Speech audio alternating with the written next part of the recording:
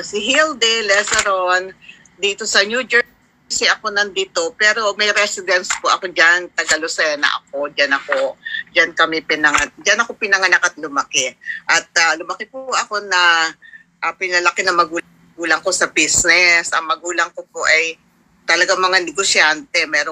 Siguro kami yung may first supermarket sa city, meron silang hotel, merong restaurant, meron kaming rice mill, trucking. Kumbaga, business-minded talaga yung mga parents ko. Pero nung yung mga kapatid ko umalis na, pumunta ng Amerika, ako natira, nagpunta ako PNB employee po ako. But at the same time, hindi ko rin nakalimutan, parati po ako may sideline. Kasi lagi ko sabi, ang ating wage, ang ating sweldo, yun lang ating bread. Pero yung mga sideline, yan ang butter. Yan ang mga pang luxury. Anyway, dito sa Amerika, nag-i-accountant din po ako ng Fuji Trading at saka marami na po pinagdaan dito, pero all the while, meron ako laging sideline. Kaya ako yung nagpapasalamat muna again sa aking sponsor, si Ronnie, na hindi siya nangimi na i-alok sa akin ng Fermax because ang dami ko na rin ginagawa. Sa totoo po, realtor pa rin ako, na napapabayaan ko na nga kasi sa Fermax na napakadami ko ng mga experience. Sabi ko, siguro gusto ng Diyos na itong aking i-share dahil ang dami nga sa aking nangyari. So, ang hirap ng piliin kung alin doon. sabi ni Coach Gerald, piliin ko na lang ang 1 or 2.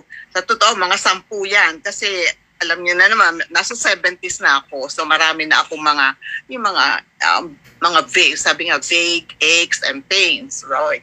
Pero ang aking masishare na meron naman akong medical proof. Kasi nga sabi ni CEO Manicure, kung wala tayong medical proof, na lang yan. It's not very strong.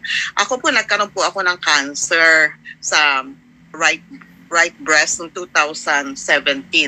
Bago naalok sa akin itong Fermax, kasi wala pa dito sa Amerika, nagpa-lumpectomy na ako. So ngayon nung na-lumpectomy ako, gusto na surgeon ko, babalik pa uli ako for another lumpectomy. Ay, ayaw ko nang bumalik, sabi ko. Kasi, meron na ngang Fermax, ako naman ay faithful user, morning and evening, yung lahat ng pulses ko plus, doon nga sa mga sa aking right breast.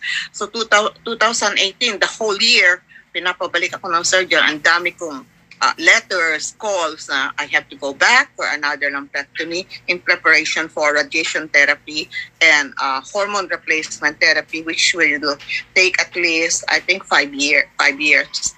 Pero in-ignore ko yun. So, noong 2019, yun yung routine mammogram ko. Naghahanap ako ng second opinion kasi, Anyway, so doon din ako nagpaano, the same hospital, pero I requested another oncologist. Thank God, noong 2019, na may proof na nga ako in writing na wala silang nakitang cancer. Okay? And this 2021, wala na. I mean, noong February, meron din akong another proof na sinabing wala din silang nakitang cancer, so I can just go back with the routine mammogram for 1 year. So sa akin, amazing talaga. Although kahit hindi ko masyadong inaasahan, pero pag nangyari pala sa'yo, naku talagang magugulat ka rin kasi ang dami kayang nagpa-opera na.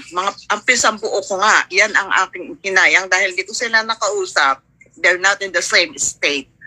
Wala na yung kanilang mga breast nila, pinaalis nila, ang isa lang. Pero kahit na isa lang, imagine.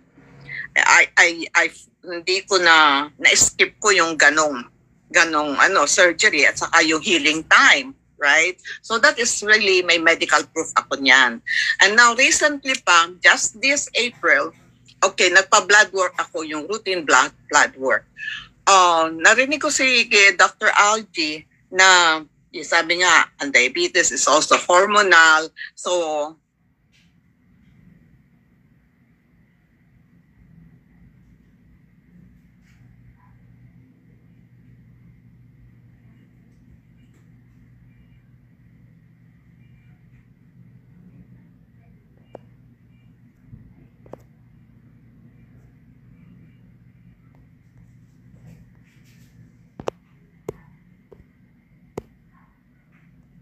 nilalagyan ko na rin yung tapat, aside from all the pulse points, yung tapat ng aking tiyan, sa tansya ko nandyan ang pancreas.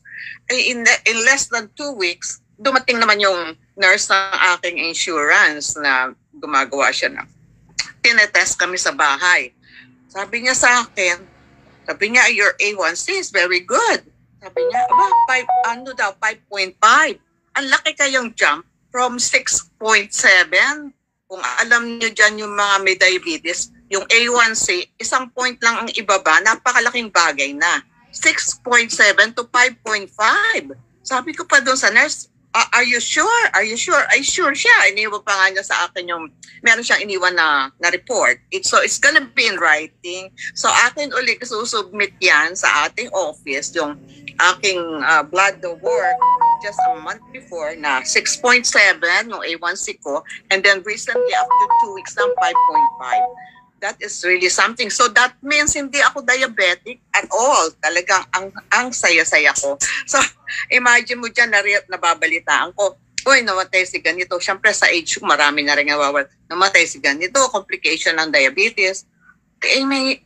Kung meron tayong Fermax, you cannot, hindi dapat magkaganon. So, I don't know kung may time pa ako. Alam ko, kung ako sabi ko, mga 10 nga yan eh. Pero anyway, because of mga 10 na experience kung mga hindi na minor yung sabi ko pagkagaling ko dahil hindi naman basta-basta yan, some of it na paggaling sa akin. Pero ang aking take is, I cannot be without that. Kaya nung bago ako dito, ang hirap kaya ng hindi laging may stocks, kaya pag umuwi itong husband ko, kasi madalas itong umuwi eh, kahit 2 or 3 times a year, nagpapadala ako ng marami. So because hindi nga ako stockist at saka mga age group ko, hindi mo na masasabihan na mag-business kasi karamihan retired na, saka maganda naman ang mga retirement nila. So sinasabi ko sa kanila, diretso, sabi ko, well, kung ayaw mo mag-business, retail ko ipagbibili sa'yo. Kasi pag pinagbili ko ng less than yung aming retail suggested price, baka masuspend ako. Ayoko namang mawalan ako ng product. So, I cannot trace na mawalan ako. Saka sabi ko, tingnan mo yung mga products na yan sa market.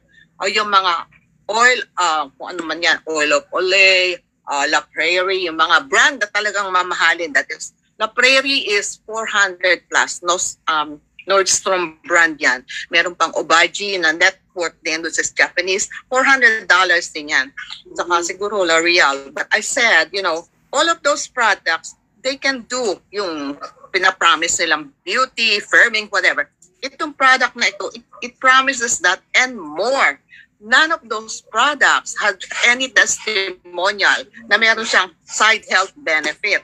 So sasabihin nyo ba ang 100 mura or mahal, whatever? So I really don't have any problem na magbenta niyan sa 100 na suggested price.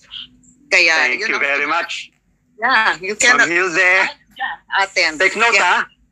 Ang takeaway po, ang price po sa Amerika mas mahal. Ang isang bottle, mas mahal po dito. Nasa 5,000 pesos.